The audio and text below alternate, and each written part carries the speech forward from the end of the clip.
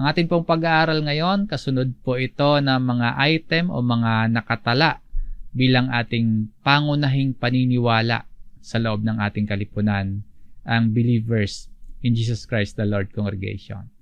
Ang version po ng Biblia na ating gagamitin sa Tagalog po ay ang Bagong ang Biblia at sa English po ay New King James Version.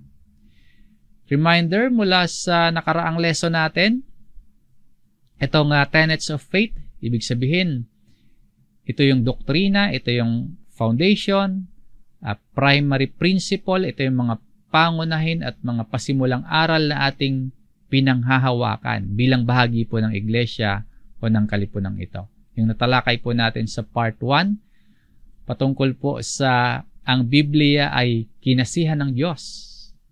Patungkol sa amang Diyos na makapangyarihan sa lahat. At patungkol sa pananampalataya kay Jesus bilang bugtong na anak ng Diyos, ang katubusan at ating tagapamagitan sa Diyos. And patungkol din po sa kung paano ipinakilala ng Biblia ang Espiritu Santo. Yung mga pangunahing paniniwala nating ito yung nagsisilbing matibay na pundasyon ng ating paglilingkod at ng ating pagsamba sa Diyos sa paraang biblikal.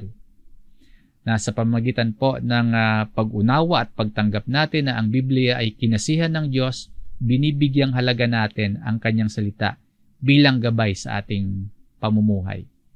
Na ang pagkilala natin sa amang Diyos na makapangyarihan sa lahat at kay Jesus bilang ating tagapamagitan at bilang ating tagapagligtas, nagpapalalim ito sa ating pananampalataya at pagtitiwala sa Diyos.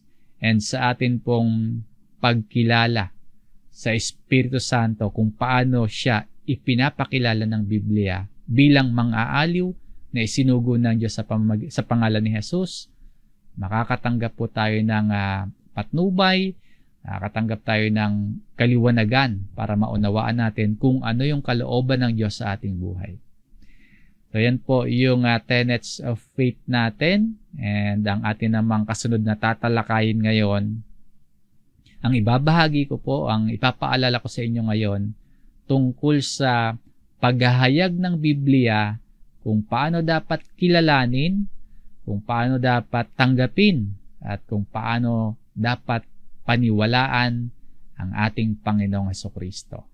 So, una po, tayo ay nananampalataya na ang anak, ang ating Panginoong Hesukristo ay Diyos, datapwat hindi siya ang Ama. Ang ating pong paniniwala, si Hesukristo ay Diyos na nagkatawang tao. Si Jesus ang isinugo ng amang Diyos para tubusin ang sangkatauhan mula sa kasalanan. At bilang anak ng Diyos, si Jesus po ay merong natatanging kaugnayan sa Diyos Ama na hindi mauulit or magkakaroon ng ibang nilalang. And ang Panginoong Jesus po, bagamat nagkatawang tao, hindi nagpapababa sa kanyang pagka-Diyos, yung kanyang pagkatawang tao. Si Jesus ay Diyos, datapwat, or ngunit, hindi siya ang Ama. Yan po yung tenets of faith natin. Yan po yung pangunahing paniniwala natin.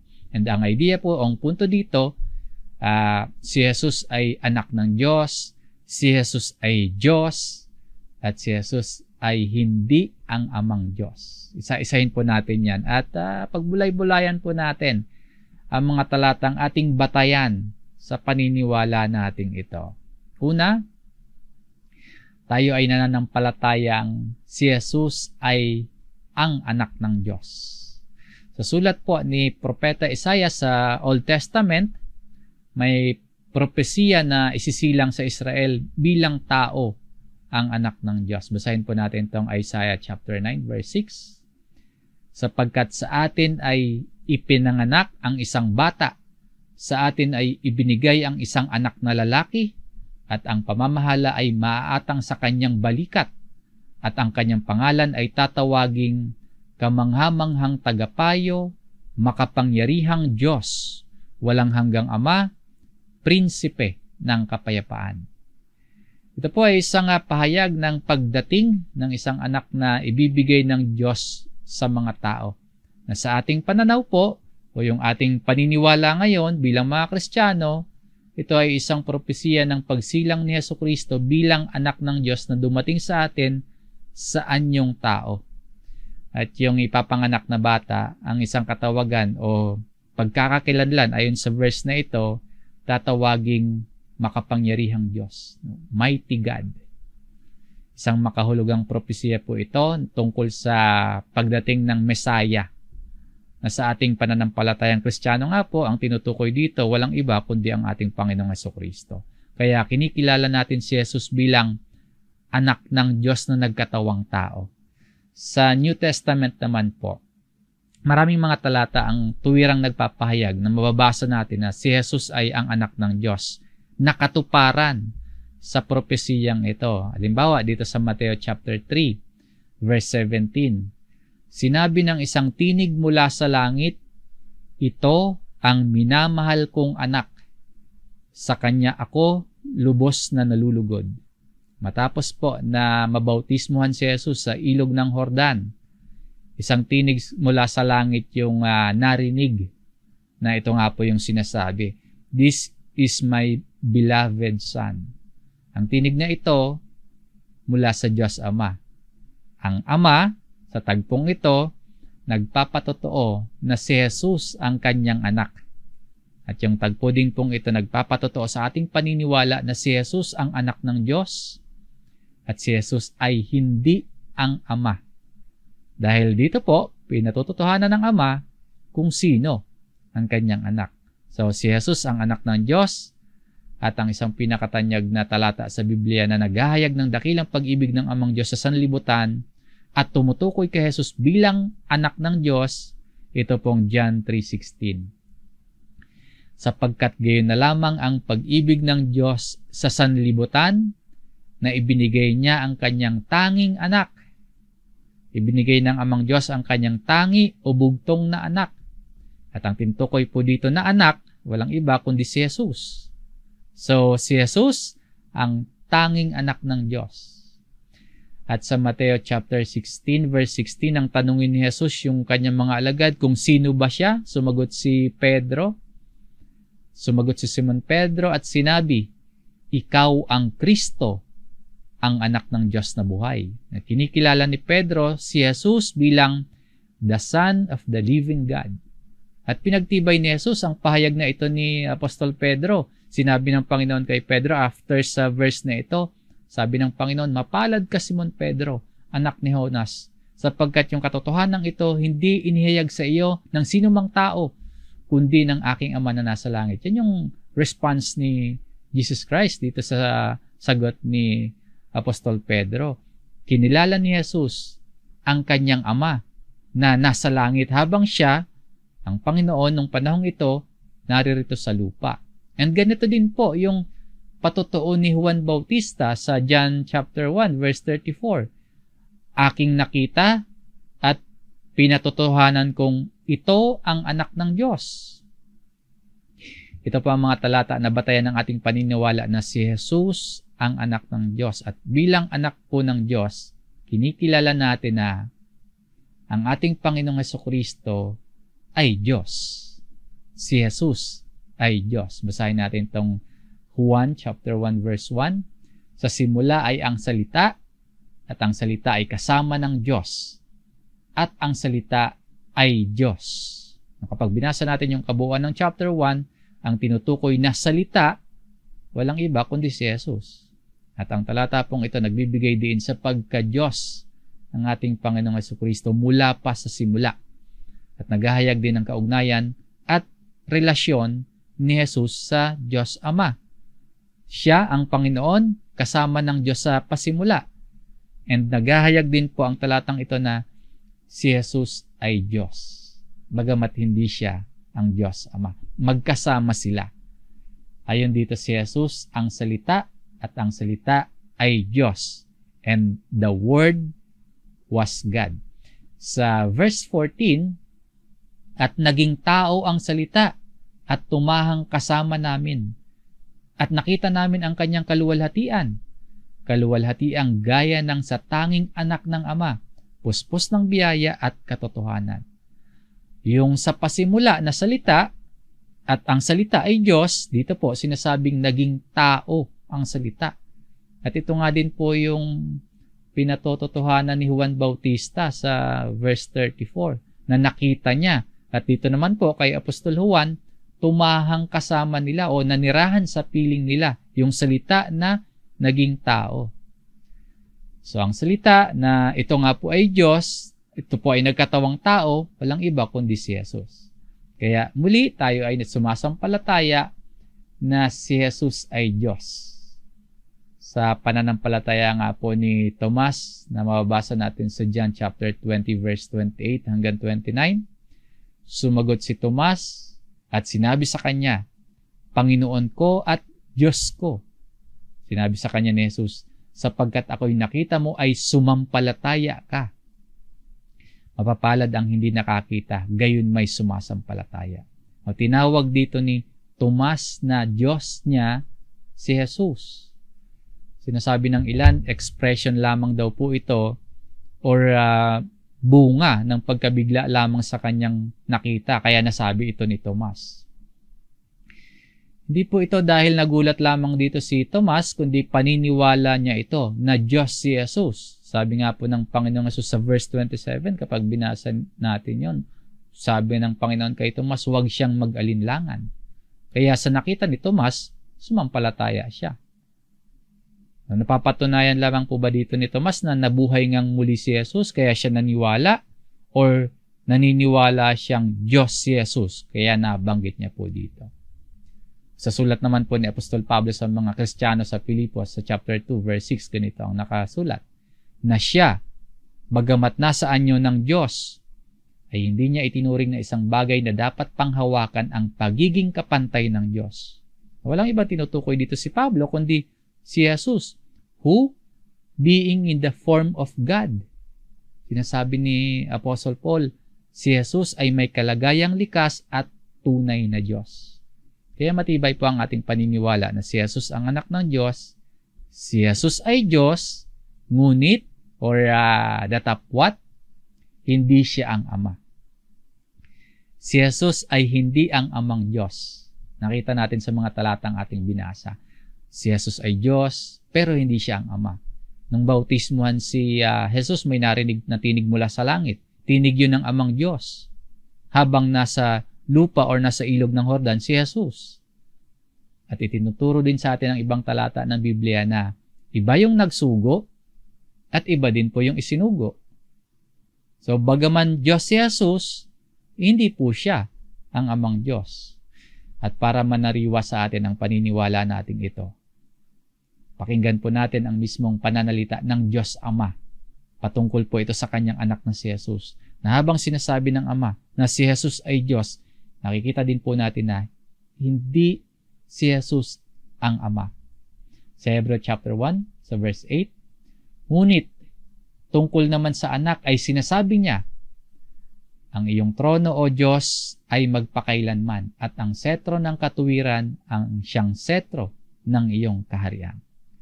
Ang nagsasalita po dito, ang Ama, patungkol sa kanyang anak.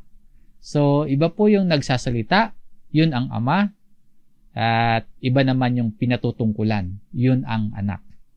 Ang Ama, hindi niya kinakausap yung sarili niya, kundi ang anak. Si Jesus ang tinutukoy ng Ama na, your throne, O God, is forever and ever. Ang Diyos Ama mismo yung nagsasabi dito sa atin na ang kanyang anak ay Diyos. Ang talata pong ito nagbibigay diin sa pagka-Diyos ng ating Panginoong Hesus. At bagaman nga po si Jesus ay Diyos, hindi naman siya ang Diyos Ama. Sa talatang ito, ang Diyos Ama mismo yung tumatawag sa anak bilang Diyos. Isa sa masasabi nating malakas na patotoo mula mismo sa amang Diyos na si Jesus ay tunay na Diyos. Ang kanyang trono magpakailanman. At kasabay nga po ng paghahayag na ito ng Ama, nakita din po natin na hindi si Jesus ang amang Diyos at ang amang Diyos po ay hindi din naman ang Panginoong Jesus. Ang Ama at ang Anak, pareho sa kalagayan, pareho sa posisyon bilang Diyos, pero magkaiba po yung kanilang pagkakakilanlan. Ang Diyos Ama ay ang Diyos. At ito sa talatang ito, kinikilala ng Ama na ang kanyang anak na si Jesus ay Diyos. So ito po ang magkakasunod ng mga talatang ating binasa ay ang batayan na tayo ay nananampalataya na ang anak, ang ating Panginoong Jesucristo ay Diyos. Datapwat, hindi siya ang Ama. Ito yung una sa ating aralin. Tayo ay nananampalataya na ang anak, ang ating Panginoong Jesucristo ay Diyos. Datapwat, hindi siya ang Ama. Sa kasunod na tenets of faith po na ating tatalakayin, lalo pa nating makikita na bagamat may pagkakaparehong kalagayan ng pagka-Diyos ang Ama at ang Anak, makikita din natin yung kanilang pagkakaiba sa kalagayan na hindi ang Ama ang Anak at hindi ang Anak ang siya ding Ama. Binibigyang linaw natin ito kasi po yung popular o tanyag na aral ng Kristyanismo sa ating paligid ay ang yung madalas nating maririnig ay yung oneness, yung nagsusulong ng aral ng oneness, at yung Trinitarian. Na sa kaisipan at paniniwalang yan, hindi po nabibilang itong ating kalipunan. Sa alinmang pananaw ng mga nagsusulong ng oneness, yung oneness po paniniwala sa iisang Diyos na nagpapakita sa tatlong magkakaibang paraan, pero hindi bilang tatlong magkakahiwalay na persona, kundi iisa lamang. Yun yung oneness. O kaya sa Trinitarian, na yung paniniwala naman po sa iisang Diyos sa tatlong persona, na magkakaiba sa persona pero iisa sa kalikasan o diwa. So alinman po sa dalawang yan, yung oneness o Trinitarian, hindi po kabilang yung ating kalipunan. Itong tinatalakay natin, ito po yung ating mga pangunahing paniniwala. Tuloy po natin yung mga kasunod na tala sa ating tenets of faith patungkol kay Jesus. Ito po yung kasunod nating pangunahing paniniwala. Number 2, tayo ay nananampalataya na sa kasalukuyang panahon, sa mga huling araw na ito, ang ating Panginoong Jesucristo ay siyang sinugo ng Diyos Ama para sa kaligtasan ng tao sa pamamagitan ng pananampalataya sa Kanya. Ito naman po yung kaisipan na bibigyang pansin natin dito. Si Jesus ay sinugo ng Ama para sa kaligtasan ng sanlibutan. Kaligtasan sa pamamagitan ng pananampalataya kay Jesus. Sa John chapter 3 sa verse 17, sapagkat hindi sinugo ng Diyos ang anak sa sanlibutan upang hatulan ang sanlibutan, kundi upang ang sanlibutan ay maligtas sa pamamagitan niya. Matapos sabihin sa verse 16 na dahil sa iniibig ng Diyos ang sanlibutan ay ibinigay ng Ama ang kanyang anak, dito naman po sa talatang ito, ipinapakita na isinugo si Jesus ng Ama sa layunin na maligtas ang sinumang sasampalataya. Sinasabi po dito, isinugo ng Diyos ang anak na ang layunin, hindi hatulan ang sanlibutan, kundi iligtas ang sanlibutan. Sa verse 18, ang sumasampalataya sa Kanya ay hindi hinahatulan, ngunit ang hindi sumasampalataya ay hinatulan na, sapagkat hindi siya sumampalataya sa pangalan ng tanging anak ng Diyos. Kaya naniniwala po tayo na si Jesus ay mula sa Ama, isinugo siya ng Ama. Para yung sasampalataya kay Jesus, ayon dito, hindi na hinatulan. So, malinaw po, no? Isinugo si Jesus, meaning po, meron siyang pinagmulan. Hindi siya nag-exist o kaya hindi siya nagsimula dito sa mundo. Isinugo siya, ipinadala. Ibig sabihin, meron siyang pinagmulan. Saan ba ang pinanggalingan ng ating Panginoong Jesus? Sabi mismo ni Jesus sa John chapter 6, dito sa verse 38, sapagkat ako'y bumaba mula sa langit, hindi upang gawin ko ang aking sariling kalooban, kundi ang kalooban ng nagsugo sa akin. Ang Panginoong Jesus po ayon sa talatang ito, mula or galing sa langit, na parito sa sanlibutan para gawin ang kalooban ng Ama. Ano po ba yung kalooban ng Ama? Kalooban ng nagsugo sa Panginoong Hesus. Sa verse 40, sapagkat ito ang kalooban ng aking Ama, na ang bawat nakakakita sa anak at sa kanya'y sumampalataya ay magkaroon ng buhay na walang hanggan at muli ko siyang bubuhayin sa huling araw. Yung kalooban ng Ama, kaligtasan at buhay na walang hanggan para sa lahat ng sumasampalataya kay Jesus. Ito po yung mission ni Jesus, ang gawin ang kalooban ng Ama. Sinasabi naman ni Apostol Pablo kay Timoteo sa unang Timoteo chapter 1 sa verse 15, tapat ang salita at nararapat tanggapin ng lubos na si Kristo Jesus ay pumarito sa sanlibutan upang iligtas ang mga makasalanan, na ako ang pangunahin sa mga ito. Nararapat daw po nating tanggapin ng lubos na ano po? That Christ came into the world. Na si Kristo Jesus ay pumarito sa sanlibutan. Pumarito galing sa langit. Isinugo ng Ama patungo sa sanlibutan. Ano yung purpose? Para sa kaligtasan ng lahat ng mga makasalanang sasampalataya. Si Pablo mismo, inamin niya rito na isa siyang makasalanan. Sabi niya, siya ang pangunahin sa mga ito. Pero nakatanggap ng habag, nadama niya yung pag-ibig ng Diyos, at tatanggap ng buhay na walang hanggan. Sa pagpapatuloy po sa verse 16, ngunit dahil dito, nakatanggap ako ng habag, sabi ni Apostol Pablo, upang sa akin na pangunahin ay maipahayag ni Jesucristo ang kanyang sakdal na pagtitiis bilang halimbawa sa mga sasampalataya sa kanya tungo sa buhay na walang hanggan. Yung katiyakan ng pagkakaroon ng kaligtasan at katiyakan ng pagtungo sa buhay na walang hanggan sa pamamagitan po lamang ni Jesus. Kaya po si Kristo yung sugo ng Diyos na dapat natin at atin talagang sinasampalatayanan para makarating tayo sa buhay na walang hanggan o everlasting life. Sa John chapter 6 sa verse 29, sumagot si Jesus sa kanila, ito ang gawa ng Diyos na inyong sampalatayanan, ang kanyang sinugo. Talatang ito nagpapakita na yung pangunahing gawain ng Diyos na hinihingi mula sa tao ay ang pananampalataya sa kanyang isinugo, pagsampalataya sa kanyang anak na si Jesus.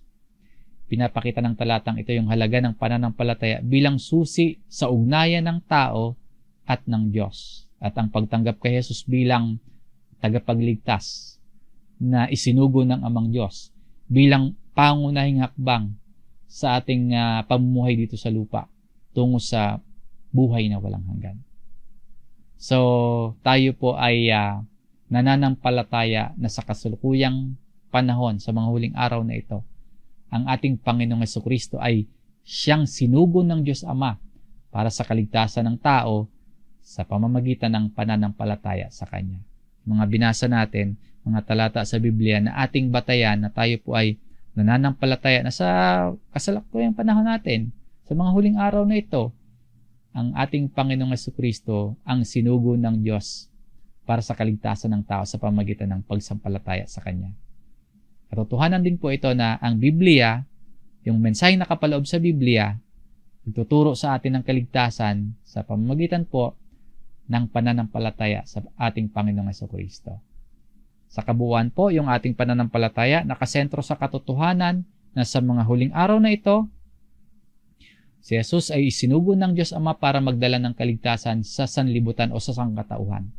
At ang misyon ni Jesus, gawin yung kalooban ng Diyos, na hindi sa pamamagitan ng gawa o mga seremonya lamang, kundi sa pamamagitan ng pananampalataya sa kamatayan at muling pagkabuhay ni Jesus, na sa pamamagitan ng pagtitiwala kay Jesus bilang ating tagapagligtas at Panginoon, tatanggapin natin ang kaloob ng Diyos na kaligtasan at buhay na walang hanggan. At sa panghuling pangunahing pananampalataya na ating tatalakayin sa araling ito, number 3, tayo ay nananampalataya na ang Panginoong Jesucristo ay mayroon ng kalagayan na kasama ng Ama bago pa lamang lalangin ang lahat ng mga bagay. Ang batayan po ng paniniwalang ito na ang Panginoon ay meron ng kalagayan at siya ay kasama ng Ama sa pasimula bago palalangin ang lahat. Isa po itong nakatala sa John chapter 1 verse 1 at 2. Sa simula ay ang salita, at ang salita ay kasama ng Diyos, at ang salita ay Diyos. Sa simula ay kasama na siya ng Diyos. He was in the beginning with God. Mga talatang ito nagpapatotoo na si Jesucristo ang salita at Diyos na nagkatawang tao na meron ng kalagayan bago pa man likhain yung lahat o yung sanlibutan. Kasama siya ng Diyos sa simula, na si Kristo ang pasimula ng paglalang ng Diyos. Katulad din po ng sinasabi dito sa Revelation chapter 3 sa verse 14. At sa anghel ng iglesia sa Laodicea ay isulat mo. Ang mga bagay na ito ay sinasabi ng Amen, ng saksing tapat at totoo, ng pasimula ng paglalang ng Diyos. Ang verse po na ito, isang malalim na pagpapakilala kay Jesus bilang Amen, ang katiyakan ng mga pangako ng Diyos, ang tapat at totoong saksi, at ang pasimula ng paglikha o paglalang ng Diyos. Pinapahayag po dito na si Jesus ay may mahalagang bahagi sa paglikha ng lahat ng bagay na noon pa man kasama na si Jesus ng Diyos simula sa paglikha ng lahat.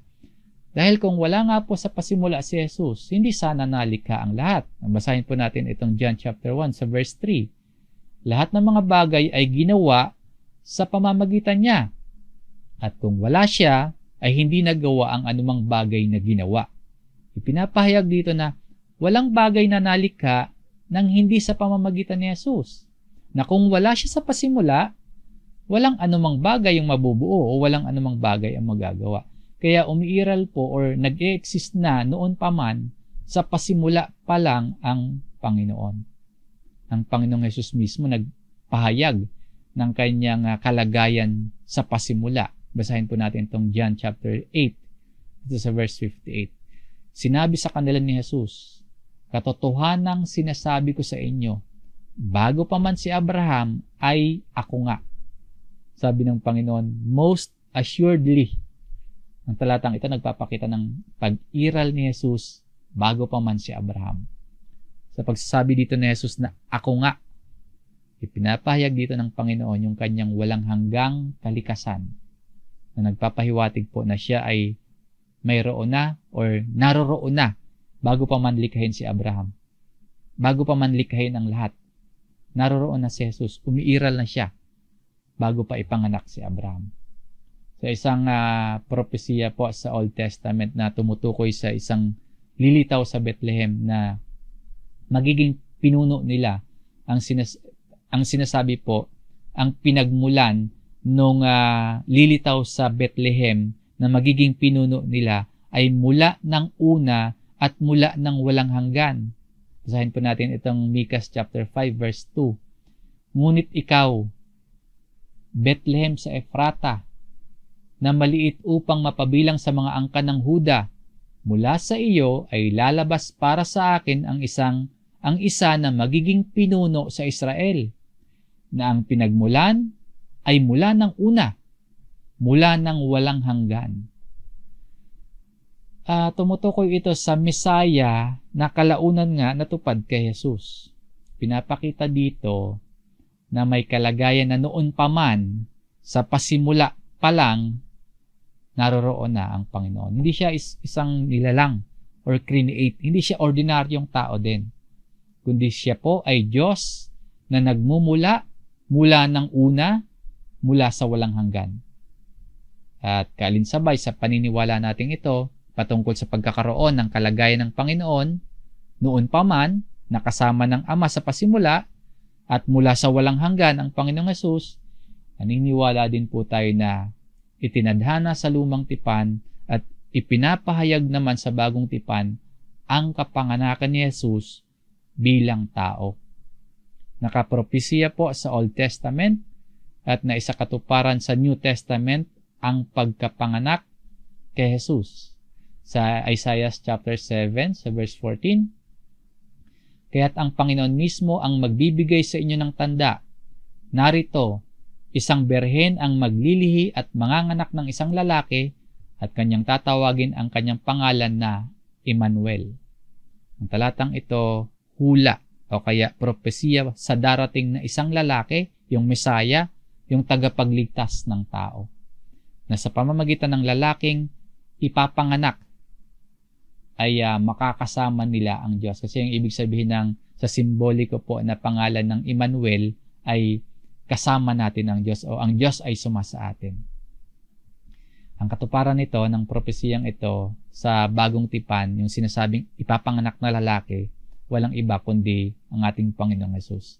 Mababasa natin sa Mateo chapter 1 sa verse 18 hanggang 25 yung katuparan ng propesiyang ito. Ganito yung nakalagay sa verse 18. Ganito ang pagkapanganak kay Hesukristo. Nang si Maria na kanyang ina ay nakatakdang ikasal kay Jose bago sila magsama, si Maria ay natuklasang nagdadalang tao sa pamamagitan ng Espiritu Santo. Yung buod po nitong Mateo chapter 1 verse 18 hanggang 25, natuklasan na si Maria bago ikasal kay Jose nagdadalang tao. Dahil sa hindi po karaniwan yung sitwasyon, nagkaroon ng pag-aalinlangan si Jose. At dahil ayaw naman ni Jose na ipahiya si Maria, nagpasya si Jose na palihim na hiwalayan si Maria. Habang nag-iisip si Jose, nagpakita sa kanya yung isang anghel sa panaginip. Sinabihan siya ng anghel na huwag siyang matakot na pakasalan si Maria kasi yung bata mula sa Espiritu Santo.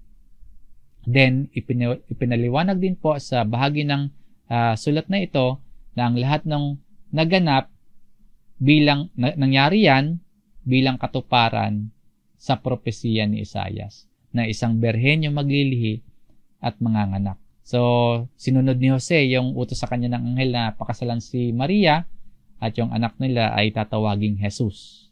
Kaya sabi sa verse na ito, ganito ang pagkapanganak kay Hesukristo. Kapag binasa natin yung Mateo chapter 1 sa verse 18 hanggang 25, nagpapakita ng pagtupad sa propesiya at nagpapahayag na yung kapanganakan ni Jesus hindi lamang isang simpleng pangyayari, kundi isang pagpapakita ng plano ng Diyos para sa kaligtasan ng tao. Pinili ng Diyos na maging Emmanuel o kasama natin ang Diyos sa pamamagitan po ng kanyang anak na si Jesus, na ililigtas yung kanyang bayan sa kanilang mga kasalanan. So ito po muli yung ilan sa mga pangunahing paniniwala sa loob ng ating kalipunan. Una, tayo ay nananampalataya na ang anak, ang ating Panginoong Hesukristo ay Diyos, datapwat hindi siya ang Ama. Nawa po nananariwa sa atin ang aral na ito at patuloy nating panghawakan. Kasunod po, tayo ay nananampalataya na sa kasalukuyang panahon, sa mga huling araw na ito, ang ating Panginoong Hesukristo ay siyang sinugo ng Diyos Ama para sa kaligtasan ng tao sa pamamagitan ng pananampalataya sa Kanya. At sa pangatlo, tayo ay nananampalataya na ang Panginoong Hesukristo ay mayroon ng kalagayan na kasama ng Ama bago pa lamang lalangin ang lahat ng mga bagay. At naniniwala din tayo na itinadhana sa lumang tipan at ipinapahayag naman sa bagong tipan ang kapanganakan ni Jesus bilang tao. Ingatan po natin, panghawakang mabuti, ipamuhay at ituro sa iba itong ating mga pangunahing paniniwala. Sa ating pananampalataya, kinikilala natin na si Hesukristo ay Diyos, ang anak na nagkatawang tao na may natatanging kaugnayan sa Diyos Ama. Bagaman ang Panginoong Hesus ay hindi ang Ama. Pero si Kristo po, malinaw na siya ang isinugo sa mga huling araw para magdala ng kaligtasan sa sangkatauhan. Sa pamamagitan po ng pananampalataya sa Panginoong Hesus, tinatanggap natin yung pag-ibig, tinatanggap natin yung biyaya ng Diyos na ipinapahayag sa kabuuan ng Biblia.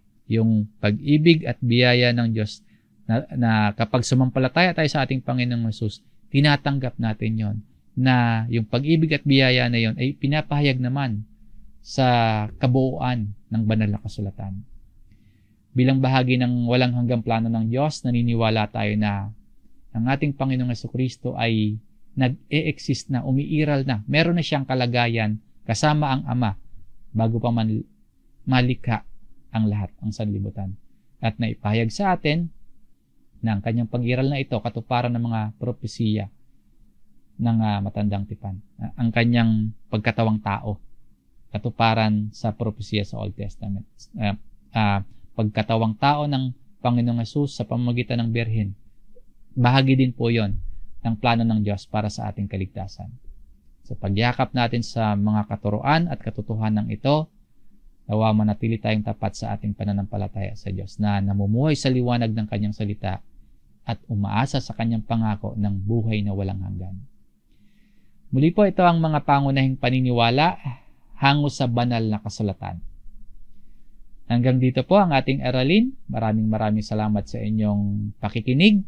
Sumayin niyo po ang biyaya ng salita ng Diyos. Tayo po ay muling manalangin.